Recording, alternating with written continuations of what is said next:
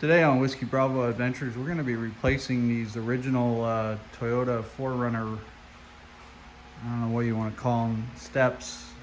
Not really rock sliders, they're kind of like steps, with these RSG. I'll go ahead and show you these when we get them unwrapped, but that's going to be the project for today, so let's get started on that.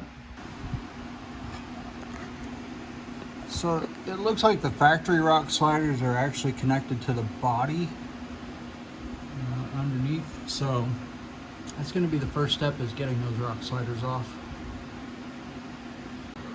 So pretty much have most of the bolts removed. We just have a couple bolts that are just loose but not out, just to hold the driver's side rail up so it doesn't fall on us. But we're getting ready to take this off, so here we go. So here's a look at the two rails side by side. The left rail is the original rail. They're fairly light. And then the right side is the new rail that we're putting on.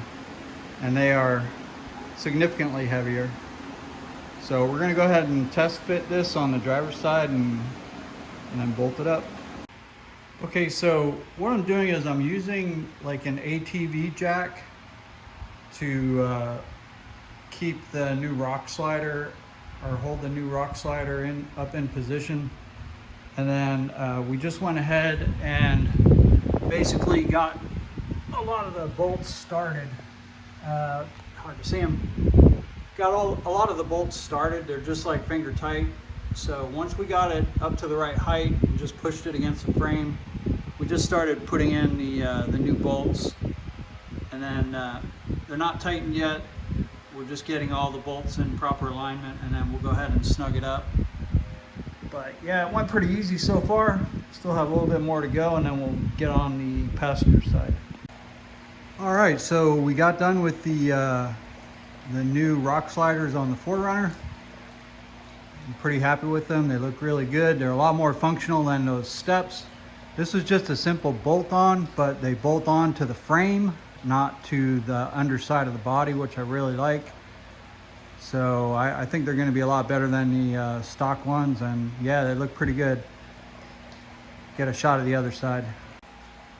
So here's the other side. Because these were just bolt on, I didn't think there was a real need to do like a step-by-step video. You basically just unbolt the factory step rails and then bolt these new rails onto the frame, but that's about it. So pretty easy project, but definitely more functional than what the other ones were. So that's going to wrap up this project. That's pretty much done, and we'll see what else we're going to do today.